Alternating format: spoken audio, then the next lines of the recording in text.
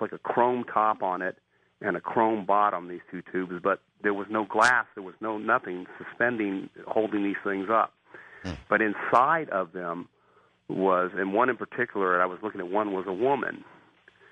And I was sitting on this gurney. Oh, and then there was this woman in one of them, and then there was this military officer, because I could see he was in like an officer's uniform, but he had his jacket off. And then next to him was a true alien. And there's this rod that always appeared. I maybe sometimes can talk about it. One of the tools I've seen on board a lot was this thing that looked like almost like a wand, like a magic wand, but it wasn't. It was like a technical tool wand that done a lot of things, and it was something with thought, and they could focus it on things, and our people were messing with it too. So our guy, officer guy, had this wand, and it looked like he was a rod. It wasn't a wand, but a rod, and he was about to touch this girl with it, and I did not like that, and I don't know why I had a connection there. I knew that I didn't like the fact that he was doing that, and I started to get up off the table, so it was like they brought me there first, and I think they brought her there second. The alien, I think, was teaching these guys, or instructing these guys, our people, how to transport, but not quite the way they do, through these tube things, and so I had this sense about me that I had to get up there and somehow touch this woman or pull this woman out of this tube because they're going to hurt her. And I was in slow motion, so I slid up off the gurney. You know, this was me. Whatever I could do to do something, I was doing something.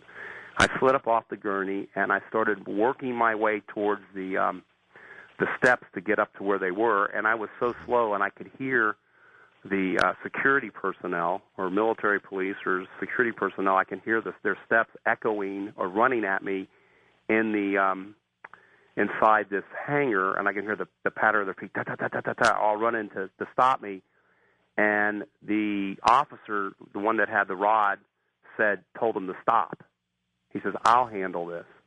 And so he didn't stop me, and I was going up to touch this girl, and I reached inside this thing, and there was no glass, and I was trying to feel her, and I couldn't feel anything, so it was almost like a hologram. I was trying to grab her, and then he said to stop, and I wouldn't stop, and he took that rod, and he tapped the back of my hand with it, and it stung. I went, ow! And then he did it again. He kept tapping it, burning and burning. It hurt and hurt until I finally stopped. God. And I then found myself back on the gurney. So anyway, there was more to that. I don't know how much time there is. Jim, this indicates a level of involvement and agreement between our government and the extraterrestrials that I didn't even suspect. I mean, in other words, we're talking about they're being in a hangar, they're training each other, essentially, exchange of technology. It sounds like there's a big deal between at least our government and them.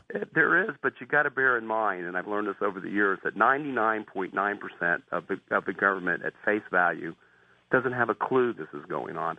I divide it up in three sections, and this is what I've learned. I call that level of American government the BBB, the Black Budget Boys. It's kind of a pun. But there's the second level of government that believes it knows what's going on, and those are the ones that are back engineering ships. Those are the ones that do some of the things that, of course, it's all top secret, and they're not even hardly aware or even aware of the real dark black ops, or that what I call the BBB, again in pun, which is this group that I'm relating to you. So when you point your fingers at the government and say, "Hey, you guys know better than 99%," they really don't.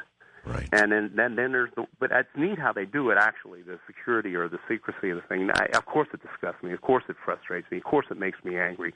Of course I know there's better ways. There's free energy and all these things that I've seen through the years. Maybe another time we can talk about that stuff, some of the things I've seen, and I know it works, and I know we have that stuff, and I know it can be a better place, and I know it's this greed and paranoia for national security and so forth. In some of these areas, I can't blame us, but again, it's such a small percentage, and it's hidden. It's hidden within hidden within hidden, and that's really interacting with these guys. But yeah, they are. All right. No A number doubt. of times already you've mentioned ships. Were there any times during the abductions, perhaps on the ground, in the hangar, or any other time when you really got a very good look, perhaps from different angles, at what their craft were like? Yeah, and that took years. In fact, one of the best experiences as they started evolving to more of a normalcy for what would be considered normal with these guys. Yeah. I just learned how to behave around them. Just keep your mouth shut, and things unfold. But I'm putting it simple, but there's more to it. But that's basically it. Because my experiences were on board those first 6 years, they started experimenting with me. And see, the lead to this, because actually I can answer that question about the exterior of craft, and also, pretty much earth-shattering. One of the first biggest event with me, where they cut me loose and I could run around and see stuff and be free. But there were things that led to that. All I wanted to do was, but yes, I have, and it was probably the most drop-dead gorgeous sight I ever had in my life. The first time I got to see the stuff from the exterior. But what led to that was, now I know what their concerns were. Well, will this guy tear the ship apart? Will he kill us? Will he try to if we turn him loose? And I was dead set to kill an alien. I had made up my mind that right around the end of the 6th year of this going on, that I was going to shoot an alien, because periodically they would come to my home. And so I had went and bought myself a .357 Magnum.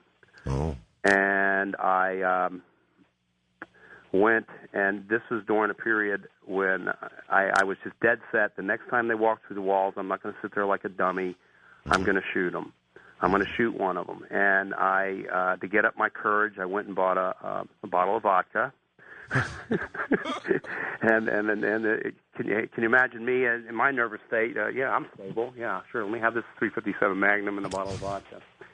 And and I sat one particular evening. I was sitting on my easy chair, and I had the .357 in my right hand, and it was loaded, and I had the bottle of vodka in my left hand, and I was just drinking it straight out of the bottle.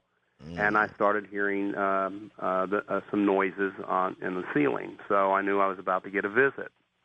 And so I took another giant swig of the vodka.